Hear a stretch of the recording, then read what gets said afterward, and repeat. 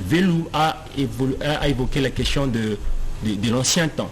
Il a même dit que pour lui, on devrait rentrer dans l'ancien temps parce que pour lui, on a un problème avec l'industrialisation qui est la cause. On ne va pas s'étendre sur ça. Et je pense que ce n'est pas ça la question en fait. Parce que le monde évolue et aussi la surpopulation qui arrive.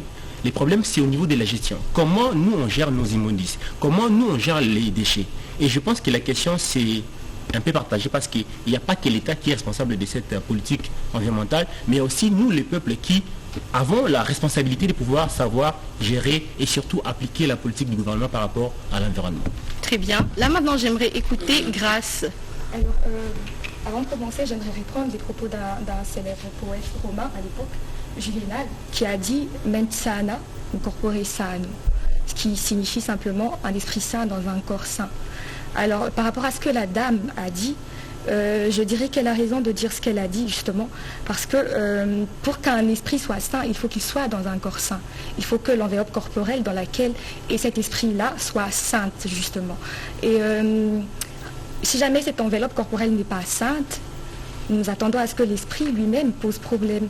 Et donc, pour pouvoir garantir un esprit sain à chaque population, il faudrait, à mon avis, garantir justement la salubrité. Il faudrait garantir la propriété dans laquelle vit cette population. Et cette population qui est justement la richesse d'un État, parce que les grandes âmes, les grands esprits, ce sont eux qui construisent un État. Et c'est dans ce que monsieur vient de dire, nous nous rendons compte que la plupart de problèmes de santé que rencontrent les Congolais aujourd'hui, nous avons le choléra, qui a frappé il n'y a pas si longtemps que ça, qui sont des maladies qui sont d'origine de l'insalubrité. C'est l'insalubrité qui crée ces maladies-là. Il y a le choléra, il y a les palus. Je pense que chaque Congolais, si jamais tu vas te faire examiner, même si tu es bien portant, tu te rendras compte que tu as au moins le palu, un plus au moins. Et ça, c'est, je pense, des choses qu'il faudrait combattre. Je pense qu'elle a raison. Et il faudrait garantir la bonne santé de la population. J'ai l'impression que Sylvain a quelque chose à dire de très intéressant là. Ouf, bon, pas toujours facile de prendre la parole après les têtes pensantes qui sont en face de moi, que je salue. Serait-il humble aujourd'hui? Modeste? J'ai été toujours modeste et humble, comme d'habitude, madame. Étonnant. Alors, oui, bon, je pense que je vais aborder le même sens que le docteur Aron. Vous savez, nous qui avons fait les études des relations internationales, la population, soit il y a une dimension, on parle des facteurs des relations internationales. Et parmi les facteurs des relations internationales, la démographie est un facteur très important. La population d'un État est un facteur très important. Même pour faire la guerre aujourd'hui, il faut une population, il faut qu'il y ait de personnes. Quand bien même Vél nous amène dans un monde de machines, mais attention, attention, l'homme prend toujours une place des choix dans tout ce que l'État peut mettre en place comme politique.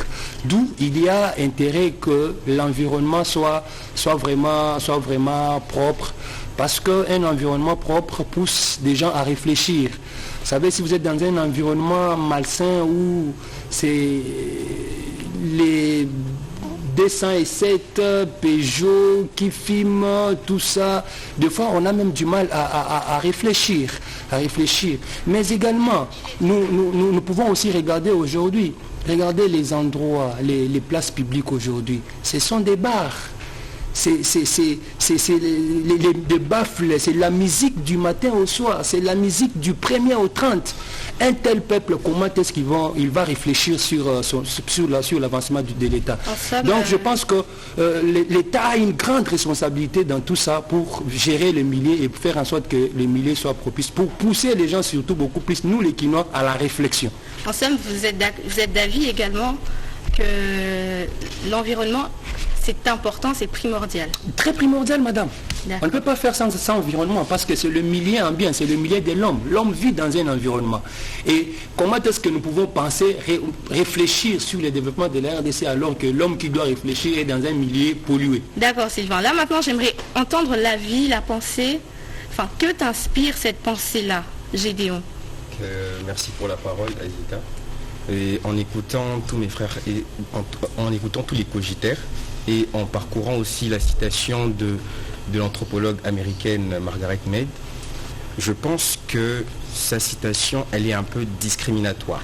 C'est-à-dire, ça c'est intéressant. Parce que en entendant tout le monde a parlé de l'environnement, mais dans la citation, elle a dit un environnement propre. Et alors, pourquoi, que pensons-nous de ceux qui vivent, de ces innocents qui naissent dans la rue? Ils n'ont rien demandé, ils sont venus comme ça dans le monde, ils vivent dans la rue. Et elle se base seulement que sur un environnement propre. Mais à mon humble avis, j'aurais préféré qu'elle puisse juste parler de l'environnement en général. Et c'est là qu'on pourrait être totalement d'accord avec elle, parce que dans la réalité auquel nous faisons face, nous ne pouvons pas toujours être d'accord avec ce qu'elle a dit. Parce que qu'en est-il de ces enfants qui ne vivent que d'eau sale? Qu'en est-il de ces enfants qui dorment, qui sont obligés de dormir? Mais justement, je crois que Aaron l'a dit tantôt, que c'est une réalité bien vécue ici à Kinshasa. On a des personnes qui vivent dans des endroits insalubres où règne notamment le choléra, la malaria, bref, beaucoup de maladies issues de l'insalubrité. Cependant, ce que Margaret Mead, elle déplore, enfin, elle prône plutôt, elle dit juste qu'un environnement propre, c'est-à-dire, tu ne vas pas prendre, si tu mettais ces endroits insalubres dans toute la ville de Kinshasa, tu ne me diras pas qu'on sera en bonne santé. Bon, ça dépend, parce que déjà le corps humain, j'ai suivi une vidéo dernièrement, on a montré une école au Danemark où il y avait des petits enfants qui jouaient dans la boue. Et ils ont expliqué que le corps, il faut parfois exposer les enfants aux germes, parce que les globules blancs aiment défendre le donc corps. toi, tu es pour l'insalubrité carrément? Non, pas l'insalubrité. Mais je suis en train de parler de l'environnement. Parce que nous sommes beaucoup plus basés sur l'environnement. Mais l'anthropologue américaine, elle s'est basée sur un environnement propre. Mais moi, je voulais juste mettre aussi la lumière sur ce côté que nous... Mais c'est ça l'idéal. L'environnement propre, c'est l'idéal pour tout un peuple organisé, mature, créé à l'image de Dieu. Ouais. Donc ça, il faut être dans un environnement propre. À ce que Gideon a dit tout à l'heure, comme quoi on exposait certains enfants à des germes, parce que sinon c'était essentiel pour leur développement. Je me dirais que c'est une nécessité, quelquefois, mais ce n'est pas un environnement dans lequel quelqu'un doit vivre de manière permanente. C'est un environnement qui pourrait lui être imposé, je pense, on pourrait le laisser passer quelques 5 minutes dans la saleté. Permets-moi, Grâce, moi j'aimerais plutôt avoir l'avis d'un médecin, parce que je trouve assez grave de dire que être dans un environnement insalubre, c'est bénéfique pour le corps. Je n'ai pas dit être dans un environnement insalubre, mais exposé aux germes. Quelques germes, pas tous les germes. Non, je crois qu'il ne faut pas faire l'amalgame. La notion d'exposition, elle est différente. Je vous donne un exemple. Nous qui vivons ici, tellement que nous sommes exposés au plasmodium, nous développons les paludismes. Quelqu'un qui vit en Europe, par exemple, chez eux, il n'y en a pas. Le fait que nous sommes exposés à cela, ça nous a donné ce qu'on appelle la prémunition. C'est-à-dire nous avons renforcé notre système immunitaire pour faire face aux différentes agressions. Lui qui vient de là, s'il vient ici, il vous fait la malaria, ça sera très grave par rapport à nous, parce que tous les jours ici, nous sommes exposés. Donc je crois que la notion d'exposition là, bien que ce n'est pas le débat, il faut quand même faire... Ça ne veut pas dire qu'on va prendre les gens, on va mettre dans un environnement insalubre. Merci à vous. Et autre élément que je voulais ajouter, c'est que contextualiser en fait la pensée. Je pense que ça, on pourrait le faire selon les questions qui suivent. Les questions, d'accord. D'accord. Sans plus tarder, notre thème, je rappelle, pour ceux qui viennent à peine de nous suivre, nous parlons de la salubrité qui est définie ou qui renvoie à tout ce qui est favorable à la santé. Parlons de salubrité. Quelqu'un pourrait me donner plutôt la cause des insalubrités ici à Kinshasa. J'aimerais entendre Grâce. Alors, à mon humble avis, les insalubrités à Kinshasa, c'est vrai que généralement nous entendons les Congolais dire l'État taille la bisoli cambo oyo, ce qui veut dire en français justement que l'État s'occupe de ce problème auquel nous confrontons. Mais en temps normal, je pense que ce n'est pas l'État qui remplit les caniveaux. C'est pas l'État qui fait ci, qui fait ça. Et je dirais justement, pour répondre à la question, que l'insalubrité est justement causée par la population. Généralement, c'est la population qui est cause d'insalubrité. C'est la population qui remplit les caniveaux. La mentalité alors. Je pense que c'est la mentalité congolaise, oui. L'État aussi, madame. L'État, ça part de la responsabilité, mais je dirais, c'est ce que j'ai dit. J'ai dit que je pense que l'État, ça part de la responsabilité, mais que la population surtout. Parce que l'insalubrité que nous rencontrons, en tout cas, c'est vrai qu'après l'État, sa responsabilité. Mais je pense que la responsabilité de l'État elle arrive justement après que la population ait rempli les saletés. Vous verrez qu'en passant par la première rue, là, juste devant Agi, vous verrez que le caniveau est rempli. C'est un caniveau public qui est rempli et l'État a essayé de boucher ce caniveau-là plus d'une fois. Mais plus d'une fois, la population ne fait que remplir les immondices. Oui, c'est vrai que l'État n'a pas à se fatiguer, mais ce qui est sûr, c'est que la population doit... il faut un objecteur de conscience. Il faut que la population prenne conscience de certaines choses. Totalement d'avis. Voilà. Je vais aller dans le même sens. Mais avant, j'aimerais rappeler qu'elle n'a pas dit que l'État n'avait pas de la responsabilité sur ça. Elle a juste porté l'accent sur la mentalité des habitants. Voilà. La question de l'insalubrité a plusieurs causes. La première cause, à mon avis, c'est d'abord la mauvaise gestion de ce qu'on a comme immondice. Gestion des déchets. Exactement. Chaque famille doit être responsable par rapport à ses déchets. Voilà. Et aussi au niveau de l'État. L'État doit définir la politique environnementale. Aujourd'hui, avec les déchets, on peut les transformer. Et s'il n'y a pas une politique définie par rapport à cela, je pense que c'est ça aussi les problèmes. Il faut que l'État puisse d'abord définir sa politique en matière d'écologie. Comme ça, nous qui sommes la population, on aura à savoir que faire de nos déchets. Moi, je vis un jeune entrepreneur qui transforme les déchets pour devenir des charbons. Ce sont des choses qu'on doit encourager. Mais on n'a pas... Non, mais écoutez, tout ce qui est déchet n'est pas forcément un mal. Un déchet peut être transformé pour devenir quelque chose de bien. Ça dépend de la vision de la politique que vous avez par rapport à la transformation. Là, tu proposes du recyclage. Exactement, très bien, le recyclage. Et d'ailleurs, il y a même une entreprise qui fait ça. Je ne sais pas si elle le fait comme telle. Donc la question des causes, c'est comment nous on gère les déchets. Et aussi au niveau de l'État, parce que l'État a des entités. On a la commune. Je me pose la question, que fait la commune? Parce qu'à mon avis, chaque commune devait avoir une vision par rapport à la gestion des immondices. Vous parlez de la commune délimitée, une commune que je connais très bien. Je ne sais pas que fait les chefs de quartier, que fait les chefs de rue. Parce que ça devrait être la question de l'État pour pouvoir transformer ces déchets-là afin de servir à quelque chose de positif. Malheureusement, on n'a pas une vision définie par rapport à cela. Et je pense que c'est aussi l'une des causes qui fait que... Avant de donner la parole à Sylvain, j'aimerais que l'on statue déjà. Grâce, pour toi, l'une des causes serait la mentalité et aussi l'incapacité du pouvoir. Du pouvoir, voilà. Voilà, et pour Luron, on a la mauvaise gestion des déchets, des immondices, et on rajoute également l'autorité publique. Il y a absence en fait dans cette matière-là. Alors Sylvain. Non, le problème, la fois passée, nous avons eu une thématique ici très intéressante ici. Sur l'éducation. Et lorsque j'ai pris la parole pour la première fois, on m'a traité d'être peut-être orgueilleux ou quoi, d'avoir un enfant. Le problème c'est l'éducation. Vous voyez madame, je vous ai dit tout commence dans la famille. Justement. Tout commence dans la famille madame. Tu ne peux pas venir prétendre mettre fin à l'insalubrité dans la vie de Kinshasa alors que toi-même chez toi tu n'as pas une poubelle.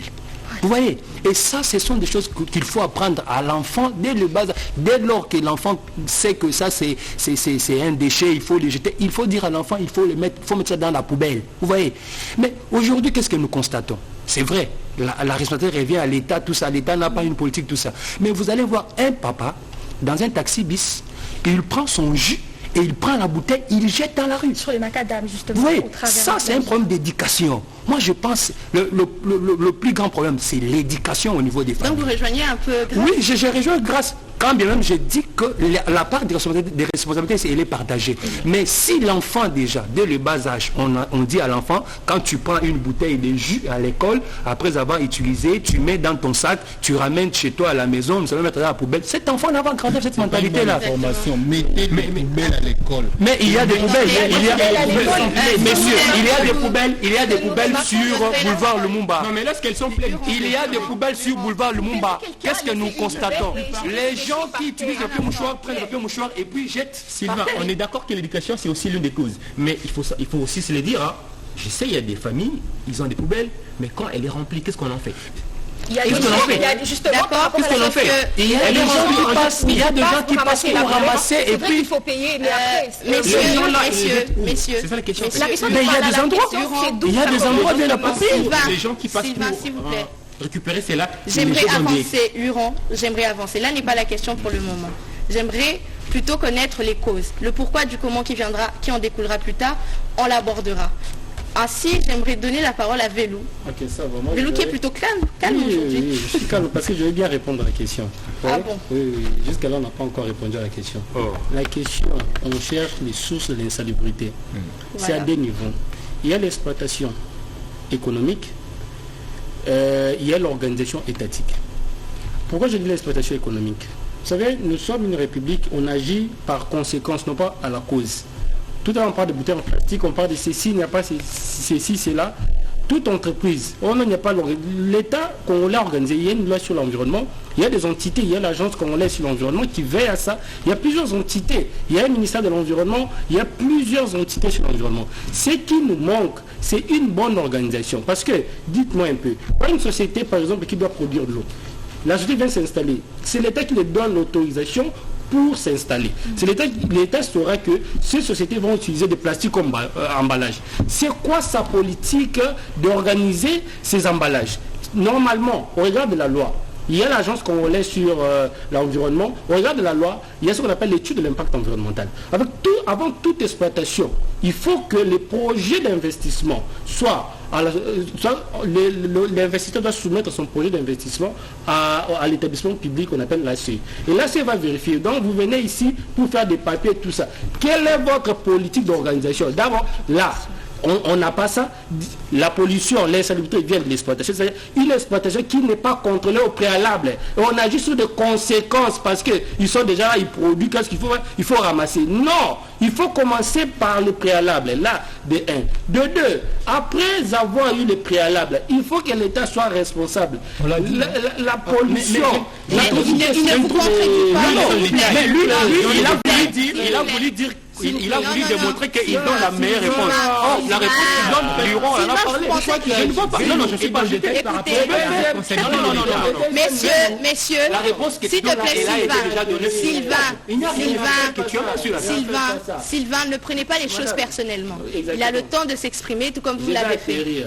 Non, c'est inévitable pour l'homme de ne pas polluer. Parce que l'autre source de pollution, c'est la consommation. L'homme doit consommer. C'est naturel pour nous, on doit consommer. On doit prendre de l'eau, tout ça. Et dans la consommation, on doit établir une organisation de la responsabilité du consommateur. C'est-à-dire, les consommateurs, quand ils doivent prendre ces histoires, ils doivent être tellement responsables. Et cela revient à l'État. Donc, dans cet État, la pollution, l'insalubrité vient de l'exploitation parce qu'on n'a pas une bonne politique de définir des choses préalablement. L'autre source, c'est la consommation. On n'a pas une bonne politique de bien organiser la consommation, en fait que cette consommation respecte l'environnement. Mais quand quelqu'un achète une bouteille, s'il vous plaît, madame, une personne, s'il vous plaît, Liro, s'il vous plaait, une personne, la question, ce n'est pas la consommation, s'il vous plaît, Liro, vous demandé la parole. La question, quand l'homme consomme, Sylvain, vous aurez la parole. Vous aurez la parole. J'aimerais qu'il finisse sa pensée. Quand l'homme consomme, je prends une bouteille d'eau, je consomme, non? Mais il faudra en tant que consommateur, je puisse avoir une responsabilité pour bien... On l'a dit, lorsque vous consommez, vous mettez dans une poubelle. Il faut préalablement que l'État, dans l'exploitation, définisse une ligne de conduite.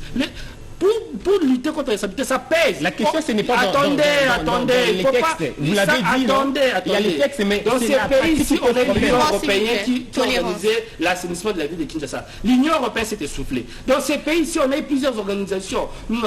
On doit bien dire les choses. Nous, on est des scientifiques. Lutter contre l'insalubrité, ce n'est pas donner des gens des balais, tout ça, pour prendre des saletés. Non, c'est toute une organisation. On peut créer des sociétés. Aujourd'hui, on a des marchés publics. On peut créer des sociétés spécialisées. Il y a une société spécialisée. Mais il y en a déjà. Attendez, j'ai atterri par là. Il y a une société spécialisée pour ramasser des plastiques. Il y a une société... Non, on doit laisser ces aventures-là de réfléchir par périphérique. Non, réfléchir comme ça. Oh non, il faut responsabiliser les gens. D'accord, c'est question d'organisation. C'est pas grave. Madame, je vais me servir de ce qu'il a dit. Ne vous en faites pas. Partons de ce que Vélou vient de nous dire. Il y a eu un programme qui a existé ou encore qui existe, dénommé Kinbopeto, je crois que tout le monde le connaît, qui a présenté certaines failles. Certains prêtent à dire que non, la faille provient des habitants, notamment l'éducation, la mentalité, la gestion des déchets et autres. D'autres prêtent à dire que le problème viendrait tout simplement du programme en lui-même dans son applicabilité. Moi, j'aimerais avoir l'avis de Aaron. Ouais. Qu'en penses-tu? King Bopeto, le problème vient d'où? De la population ou du programme en soi? Le problème vient et de la population et du programme en soi. Je m'explique. La population, je ne vais pas m'attarder sur là. Tout le monde, on sait qu'il faut prendre d'abord conscience. On doit savoir que les milieux où nous sommes en train de vivre doivent être propres. Et ça, c'est vraiment une culture, c'est loin, on est loin d'arriver parce que c'est vraiment ancré dans nos germes. Quand on prend quelque chose, on est pris à jeter par-ci, par-là. Et il faut un travail. Comme cela traîne, il faut maintenant une impulsion assez importante de l'État. Maintenant, quand on parle de l'État, on a peut-être tendance d'être un peu dispersé. Quand on parle de l'État, on voit l'État. Mais moi, je veux descendre. En ce qui concerne la question de l'environnement, quand on parle de l'État, il faut aller jusqu'au niveau des entités. Je l'ai dit, jusqu'au niveau des entités. Maintenant, il y a aussi un problème dans ceux qui géraient nos communes et tout, tellement qu'ils n'avaient pas assez de légitimité populaire. Ils n'étaient pas vraiment redevables à cette population. Je crois qu'avec l'organisation des élections municipales, par exemple, c'est quelque chose qui peut aussi servir, n'est-ce pas, à booster les choses, Pourquoi? Parce que ceux-là sont élus par la population. Aujourd'hui, le problème de Kinshasa, c'est clair. C'est d'abord le problème de salubrité, la sécurité. Ça, c'est connu. Vous parlez du programme de King Bopeto.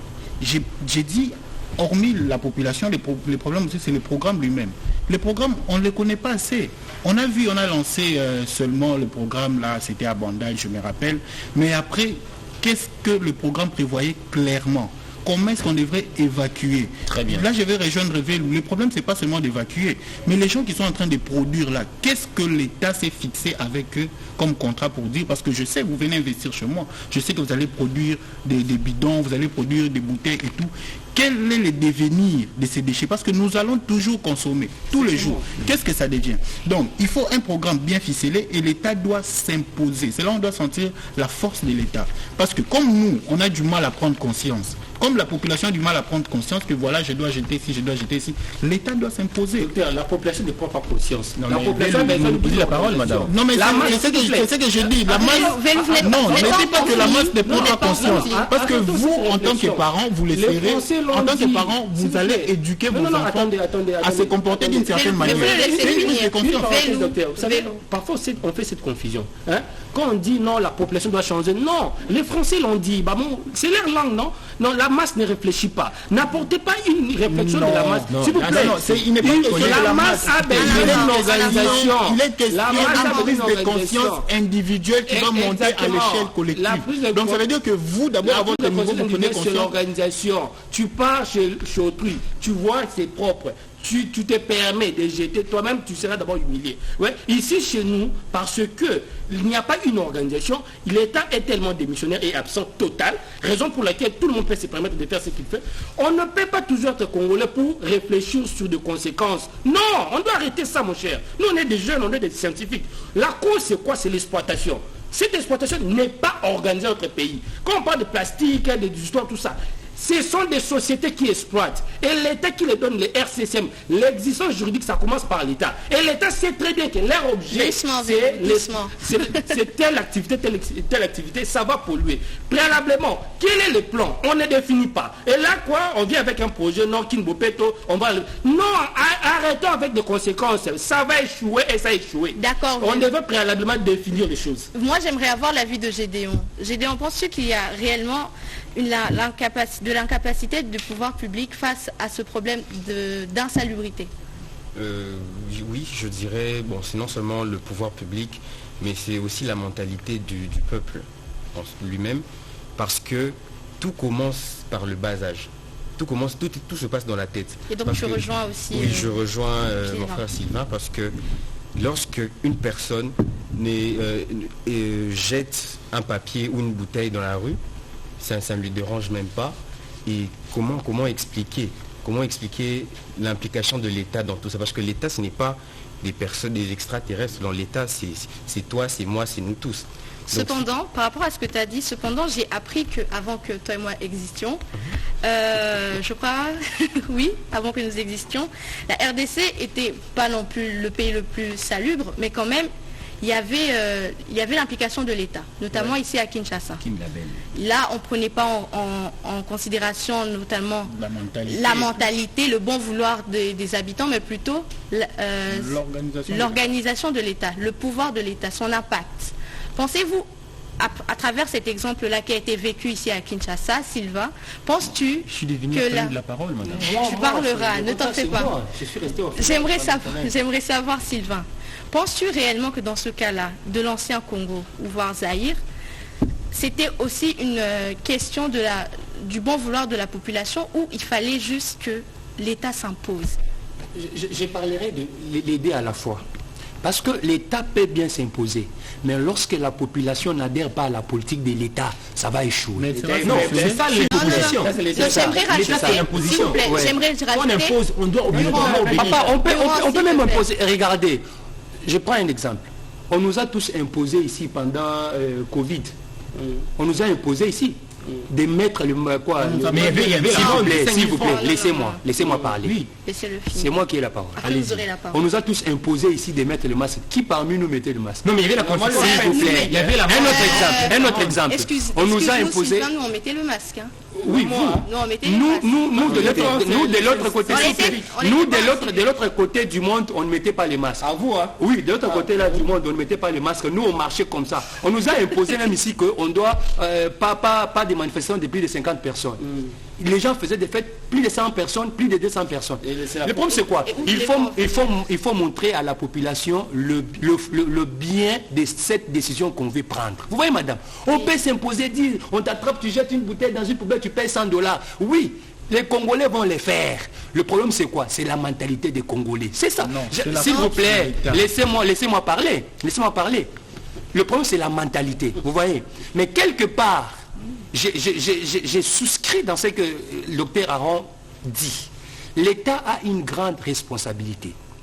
Je prends l'exemple, vous avez parlé de King Bopeto, mais regardez un peu, vous voulez que le travail commence à la base. Combien le gouverneur mettait à la disposition de bourgmestres, par exemple, de chefs de rue, par exemple? Combien? Combien eux aussi ils produisaient? S'il vous plaît, ils produisent et tout ce qu'ils produisent sont gérés par le gouverneur. Quoi qu'il en soit, là n'est pas le sujet. Non, s'il vous plaît. S'il vous plaît. Informez-vous. L'argent qui est produit à la commune qui gère. Sylvain, j'aimerais qu'on reste dans le sujet. Oui, madame. Les taxes de la pollution. S'il vous plaît. Ça c'est un autre débat. Laissons-le s'exprimer. Mais je veux tout simplement dire que la part des responsabilités, elle est partagée ici. Vous voyez, l'État doit s'imposer. Mais dans cette imposition, j'aimerais que l'État puisse montrer à la population les bien fondés de cette décision-là. Et la population va adhérer. Regardez même, l'ancien gouverneur, le gouverneur sortant, est allé plus loin pour nous amener une dame ici, pour faire la publicité de King Bopeto. Les gens, pensant que peut-être les gens vont voir la forme de la dame et ils vont adhérer. Et ça a échoué. D'accord, j'ai compris votre pensée. J'aimerais donner la parole cette fois-ci à Luron, mais Luron, j'aimerais te mettre en cas de situation. Tantôt, Sylvain a dit que ça dépendait exclusivement de la population. Moi, je te prends le cas d'une classe, notamment parce que, Sylvain, si je me rappelle bien, tu es enseignant. Oui. Je prendrai le cas d'une classe, tu es professeur dans cette classe, et parce que ton étudiant ne veut pas faire la dictée, et malgré les punitions, il ne veut toujours pas faire, ne dirons-nous pas que c'est toi qui es incapable de faire régner l'ordre?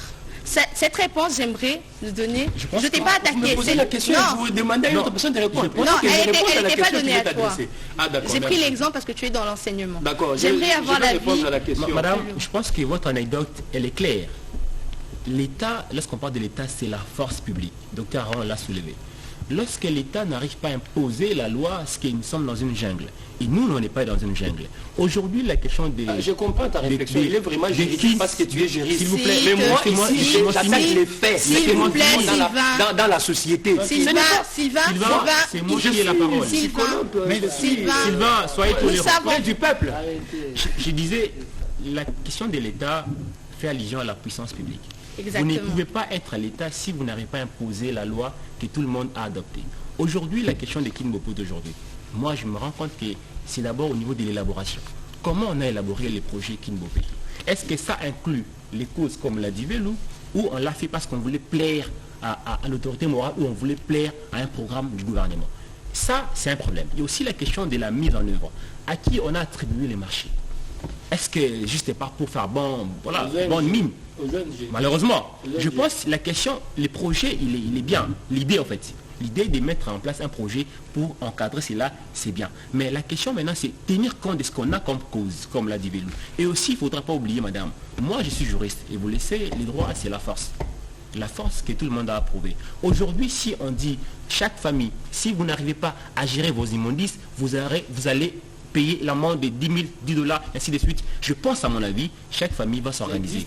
Non, je ne sais pas s'il y a une loi. Pas mis en application. L'application, en fait, c'est ça. Voilà. Parce qu'on l'a vu pendant Covid. Lorsque vous ne mettez la sanction est... Sylvain, nous voulons croire à un Congo meilleur. Nous sommes là pour t'appeler à faire des Congolais des personnes meilleures, à faire du Congo un monde meilleur. Non, je crois... Madame, vous savez, nous voulons croire pendant Covid, au civisme congolais. Vous savez, pendant Covid, les gens n'avaient pas peur des Covid. Ils avaient peur de l'amende de 5 000 francs. Moi, je vis des gens pendant Covid, il met le masque pas parce qu'il veut lutter contre Covid, mais parce qu'il ne peut pas payer. Là, c'est à limiter. C'est pour dire. De l'autre, s'il vous plaît. C'est pour dire que la force de l'État, c'est dans les sanctions. Si on met les sanctions, je pense que nos familles, puisque vous avez parlé d'éducation, nos familles vont respecter cela. Et ça doit être l'idéal ou même la vision donnée par l'État. On l'a dit, la répartition. L'État, ce n'est pas d'abord le président, non. L'État, c'est tout ce qui est comme entité. Et la commune en fait partie. On ne peut pas gérer les immondices si on ne cible directement le président Fachi ou Félix. Il faut d'abord commencer par définir les prérogatives de la commune, on le sait déjà, mais aussi mettre en pratique tout cela. Je vois mal la question d'une avenue, on appelle le gouverneur, alors qu'on a un chef de rue. Qui n'est peut-être connu par... Malheureusement. Excusez-moi de prendre la parole quand il parle des chefs de rue, qui n'est peut-être connu par personne. C'est comme ça que j'ai parlé de la redevabilité. Pourquoi? Nous devons connaître nos responsables, nos dirigeants sur le plan au niveau des entités de base. Moi, je suis d'avis, s'il faut faire des réformes sérieuses, je suis d'avis que même le bourgmestre puisse être élu par la population en général. Pourquoi? Ça va quand même amener un élan de stimulation en termes des résultats. Parce qu'ils seront redevables directement à la population. Quand vous êtes redevable, on va vous juger directement. Ils ne sont pas alimentés, ils sont... Non. Là n'est pas la question. Non, là n'est pas la question. La question, c'est être alimenté. Ils n'ont pas de moyens.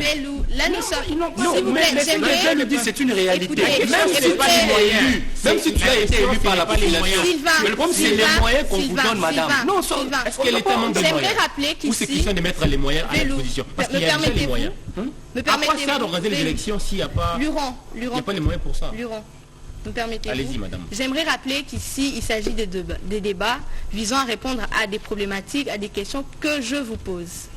Les questions revêtant du pourquoi, du comment, de la chose, de l'incapacité de telle ou telle chose, ne devraient pas faire débat dans cette table. Est-ce que nous pouvons nous mettre d'accord là-dessus? Absolument, madame. Pour ce fait, j'aimerais que Aaron finisse sa pensée. Voilà. Et moi, j'aimerais aussi écouter l'avis de Grâce. Oui, ma pensée, c'était parce qu'on parle de l'État de manière un peu brute. Voilà. C'est comme ça que l'une des causes, je pense aussi, c'est la responsabilité de ceux qui dirigent les entités de base. Parce qu'on les accuse en premier. On les accuse en premier, les chefs des rues, ainsi de suite. On ne les connaît pas. Moi, je ne connais pas les chefs de mon avenue. Je ne connais pas mon chef de quartier. Je ne les connais pas. Vous voyez, donc là, c'est un problème. Si déjà, à ce niveau-là, les gens sont responsables, je crois que ça va quand même pousser les choses. Je vais revenir un peu sur la force de l'État. Sylvain, c'est pas bon de dire que même si l'État impose, ça ne va pas changer, ça ne va rien faire. Ça veut dire que si on est dans cette situation-là, ça veut dire que l'État n'est pas l'État. Non, parce que l'État... Attendez. Non, il faut que l'État montre le bien fondé de la décision. Quand on prend une décision, on montre le bien fondé. Quand vous avez donné l'exemple du masque, on a monté le bien fondé. Ça veut dire qu'à un moment donné, l'État doit s'imposer. Et c'est grave. Pourquoi? Parce que les gens qui sont censés faire appliquer ces décisions de l'État, c'est eux qui pêchent. Vous avez donné l'exemple des Covid. C'est les policiers qu'on avait mis pour contrôler pour les masques. Vous lui donnez 1000 francs, l'amende était de 5000 francs, mais vous lui donnez 1000 francs, il vous laisse passer. Donc ça veut dire que les problèmes, il faut les prendre dans toute sa globalité. D'accord. S'il vous plaît, là maintenant, j'aimerais m'adresser à Grâce. Au vu de l'insalubrité criante à Kinshasa, penses-tu réellement que les autorités congolaises sont dépassées par la complexité du problème? Alors, je reviendrai, si vous me permettez, bien sûr, je reviendrai à la question précédente, celle du Zaïre à l'époque, parce qu'on a dit qu'à l'époque, les Zaïres avaient belle allure, bien meilleure allure que Kinshasa actuellement. Et en revenant dans ça, c'est clair que même durant les Zaïre, bien que c'était une dictature à l'époque, mais même en ce moment-là, l'État avait sa responsabilité, la population avait sa responsabilité. C'est d'où je dis justement que voilà, tout était organisé de sorte à ce que l'État porte sa responsabilité, mais que la population ait la sienne. Et dans ce sens, c'était entre autres, par exemple, qu'il y avait des personnes qui devaient désinfecter la capitale, qui devaient passer avec du désinfectant, désinfecter la capitale et tout. Il y avait des hélicos qui passaient même pour désinfecter la capitale à l'époque. Mais par exemple, dans des maisons, en tout cas, ce que je viens de dire tout à l'heure, c'est quelque chose que moi je vis et qui m'exaspère à force de vivre la même chose plusieurs fois. C'est qu'on a parlé des bouteilles, des sachets d'eau pure et tout ça. Ça, c'est vrai que mes aînés l'ont dit ici, que c'est de la responsabilité de l'État qui doit l'imposer aux différentes usines qui fabriquent ces bouteilles-là, qui fabriquent ces jus-là et tout. Ces usines-là devraient avoir la responsabilité de pouvoir recycler ce qui nous fabrique et tout. Mais quand on parle de ce que moi je vis chez moi, je donne un petit exemple. J'ai aménagé il y a peu, où je vis actuellement, et il y a un grand caniveau là à l'entrée de chez moi. Donc sur mon avis, il y a un très grand caniveau d'un seul côté bien sûr. Et ce caniveau est propre. Parce qu'après, il faut savoir qu'il ne pleut pas ces temps-ci. Donc il y a saison de pluie, mais il ne pleut pratiquement jamais. Sauf que ces caniveaux-là, ils remplis, pas par des sachets ou des bouteilles d'eau, parce que dans des maisons, les gens prennent rarement des bouteilles d'eau. Voilà. Et c'est ça, ces caniveaux, ils remplissent. Je vous donne un petit exemple, une valise, une grosse valise dans un caniveau. Cette valise ira où? Comment elle va se déplacer? C'est un voisin qui a pris sa valise qu'il n'utilisait plus, il avait un problème de tirer. S'il vous plaît, j'en viens justement. Et la valise a été posée. Et c'est même pas devant chez lui, c'est de l'autre côté, donc le caniveau est devant chez moi. Donc devant chez moi, il a posé sa valise là. Et quand tu essaies de demander comment la valise est arrivée là, on te dit que c'est telle voisine qui a mis sa valise. Et quand tu vas lui poser la question, elle te répond, elle te dit Yondoko Bungisa Congo. Et ça, c'est des choses. Je pense que l'État a sa responsabilité, mais je pense que la population doit être consciente de ce qu'elle fait. Et même l'État ne souffre pas tant que ça de ce qui nous arrive. Oui. Je vous signale que la plupart de personnes qui gèrent l'État, justement, vivent à Gombe. Ils vivent dans des endroits salubres. Voilà. Alors, s'il vous plaît, dans des endroits salubres. Ils s'arrangent. Ces personnes-là s'arrangent. Elles s'arrangent à ce que leur environnement soit propre. Mais vous me direz que Gombe, c'est bien mieux que... Vous me direz que Gombe, c'est bien mieux que Tchangou actuellement? Non.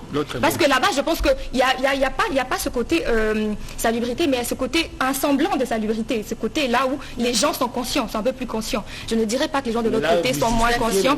Non, je ne justifie pas. Alors, j'en viens à l'État. Certes, l'État a la responsabilité de vérifier tout ça. De vérifier tout ça. L'État se doit de vérifier tout ça. Par exemple, quand on a parlé du chef du quartier, je ne le connais pas. Moi, j'avais envie de me plaindre. Envie de me plaindre, mais je me suis dit, je vais me plaindre auprès de qui? Et même si j'allais, je pense que si j'allais au SIAT qui est à côté de chez moi, on me prendra pour une folle. Au Congo, même le policier n'est pas conscient que jeter des immondices est condamnable. Genre, tu vas voir un policier, tu dis, policier, je vais me plaindre auprès de vous parce qu'après, il y a ma voisine qui a jeté des immondices devant chez moi. Excuse-moi. Je finis. Et le policier me dira, j'ai mieux que ça à faire, tu es malade, genre, tu es folle. Oui. D'accord. Donc, je pense que c'est de la responsabilité de l'État, mais la population doit être consciente de ce qu'elle fait. Pour toi, c'est partagé. C'est partagé. Oui. Très bien, sur cette belle note, je vais conclure avec une question que j'adresserai à Gédéon. Gédéon, nous avons parlé de l'insalubrité, nous avons parlé des causes et des défis. Pourrais-tu proposer des solutions? Une solution qui serait vraiment efficace ici? Ok, merci pour la parole. Premièrement, je proposerai la réanimation de toutes les entités, en commençant par les communes, parce que en me ressourçant, concernant l'historique des quelques maisons communales, déjà à la Gombe, la maison communale n'a plus droit à faire quelque chose. Toutes les priorités, c'est l'hôtel des villes qui s'en est accaparé. Vous voyez un peu. Donc la commune est même dans l'incapacité de financer peut-être pour les travaux. Et ces genres de choses, ça bloque déjà à partir d'une commune. Et en suivant déjà toute la hiérarchie, c'est déjà médiocre. Donc moi, à mon humble avis, j'aimerais qu'on puisse réanimer tout le système en commençant par les chefs de rue, en montant vers les chefs de quartier, à la commune et ainsi de suite, et leur donner les moyens possibles à pouvoir mettre les projets en action. Très bien, merci. Malheureusement, Felou, je t'écouterai une prochaine fois. J'aimerais finir aussi avec l'avis de Aaron, car il n'a pas beaucoup parlé. D'accord, non. Selon moi. Attends, tu discutes beaucoup. Très rapidement. Madame, très rapidement, la solution, je crois que la solution va découler de ce qu'on a essayé d'épingler comme cause. Il faut d'abord, de manière sommaire, il faut que l'État puisse avoir un plan clair en termes d'environnement, en termes de salubrité. Ici, parce qu'il est question de la ville de Kinshasa, par exemple, il faut que l'hôtel de ville définisse clairement sa politique en termes de salubrité. Et pour ça, une des solutions que moi je trouve très essentielle, c'est légitimer le pouvoir à la base. Je trouve qu'il faut vraiment légitimer le pouvoir à la base. Pourquoi? Parce que ça va créer, ça va stimuler cette envie-là de vouloir faire mieux, de vouloir donner à la population un environnement salubre, afin que cette nation soit en bonne santé, et ça va servir, n'est-ce pas, d'une richesse, comme dit notre citation de ces jours. Voilà. Très bien. Vu que je suis généreuse aujourd'hui, j'aimerais encore écouter une solution proposée par Madame Grasse. Mademoiselle ou Madame? Madame. Madame Grasse. Gilles Français l'a dit. Alors voilà, à mon avis, je pense qu'il faudrait déjà, il faut savoir que l'État alloue des fonds. Pourquoi j'ai insisté dès le départ sur la responsabilité de la population? L'État alloue des fonds pour mobiliser la population, pour combattre l'insalubrité, pour faire ci, pour faire ça. Mais je pense que ces fonds-là pourraient être privilégiés d'autres ressources. La construction durable, on pourrait construire des écoles avec ces fonds-là, on pourrait construire bien d'autres choses, des routes qui sont indispensables à la population. Et il faudrait s'engager dans des mesures préventives. Donc l'État devrait s'engager dans ce sens, comme l'ont dit mes aînés. Il faudrait que l'État prenne la peine de simplement sensibiliser des gens, nommer des gens dans différents quartiers et donner la possibilité à la population de pouvoir comprendre ce que leur acte avait comme impact dans la société, mais aussi surtout donner la possibilité à la population de pouvoir se plaindre au cas où tu es gêné par l'insalubrité, parce que te cause ton voisin, tu peux te plaindre auprès de qui? Que l'État nous dise. Très bien, sur cette... Je ne vous permets pas, navré, je ne vous permets pas. Et sur cette belle note, je crois que notre émission va toucher à sa fin. Vous l'aurez compris, il est important, voire crucial pour nous de veiller à notre environnement.